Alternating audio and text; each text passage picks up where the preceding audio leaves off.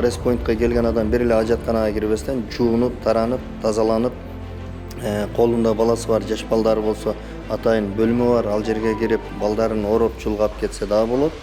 Анан мүмкүнчүлүгү чектелген адамдар да кирип, өзүнчө бөлмөдө, өзүнчө мындай ажатканага кирип чыкса болот.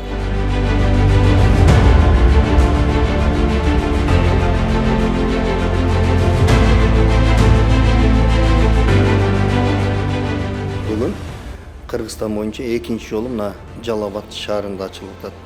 Буюрса бүгүн 3-чү Respoint Каракөл шаарында ачылат. Андан соң Ысык көлдө Сарыуда ачылат. Таласта 2 жерде ачылат. Анан Ошто 3 жерде ачылат. Respoint и Баткенде 1 жерде ачылат.